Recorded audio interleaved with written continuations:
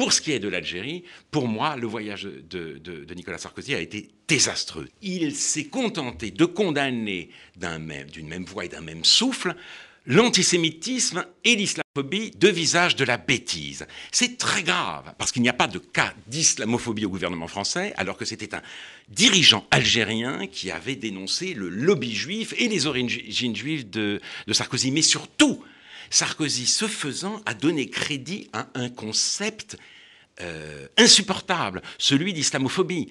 Ce n'est pas, si vous voulez, l'islamophobie, ce n'est pas une... parler d'islamophobie, dénoncer l'islamophobie, ce n'est pas dénoncer le racisme, hein, c'est dénoncer toute forme de critique de l'islam ou de l'islamisme.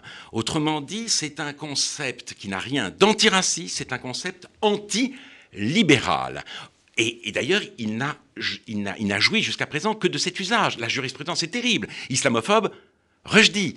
Islamophobe, les caricaturistes danois. Islamophobe, Robert Redeker. Islamophobe, la loi sur la laïcité, si l'on en croit Doudou Diène, le rapporteur du comité des droits de l'homme de l'ONU qui prépare la conférence de Durban II. Et au lieu, si vous voulez, de refuser que la conférence se déroule sous ses auspices, il est en train de légitimer un concept d'autant plus ignoble que en quelque sorte, il efface les chrétiens d'Orient.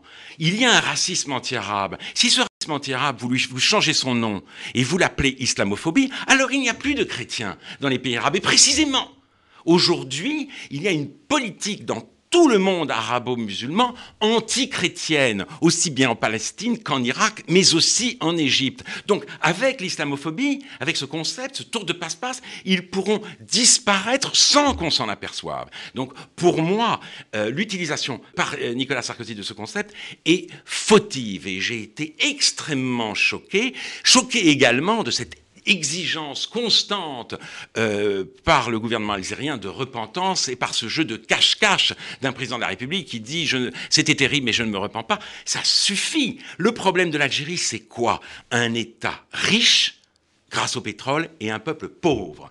Les Français n'y sont pour rien. En tant que Français, qui était favorable, j'étais adolescent, mais bien sûr j'étais favorable à l'indépendance algérienne, je suis fatigué de ces accusations qui servent à dissimuler un marasme économique et politique. Et cela, il faudrait quand même commencer à le dire. Mais ça n'a pas été dit non plus dans la presse. On doit cesser d'accabler simplement en France le président de la République. Il a une marge de manœuvre plus étroite que les journalistes. Et les journalistes, eux, se sont dit que finalement, peut-être, il aurait dû aller jusqu'à la repentance. Celle-ci n'a aucun sens. La France, aujourd'hui, est un pur et simple bouc émissaire pour l'immense fiasco, l'immense gâchis de la politique algérienne. Et les journalistes de gauche, eux-mêmes, devraient être assez intelligents pour le savoir et séparer les questions historiques du colonialisme de l'utilisation, de l'instrumentalisation honteuse de ce phénomène par le gouvernement algérien d'aujourd'hui. Il y a deux boucs émissaires, la France coloniale et le sionisme mondial. Et les Juifs, la France et les Juifs, encore une fois d'ailleurs, dans le même bateau. Et c'est la préparation de Durban, parce que on prépare pour Durban une nouvelle conférence où, encore une fois, l'Occident et Israël seront les seules cibles, alors même qu'il s'agirait de parler de l'intolérance, du racisme, de l'homophobie et de la misogynie. La Libye a été réintégrée dans les instances et maintenant, la Libye nous explique que le 11 septembre n'est pas le jour d'un terrible attentat, celui des Twin Towers, c'est la date inaugurale de l'islamophobie mondiale. Voilà comment on parle dans les instances internationales, voilà contre quoi il faudrait se garder, et je pense que sur ce point, la France et son président de la République manquent singulièrement de lucidité.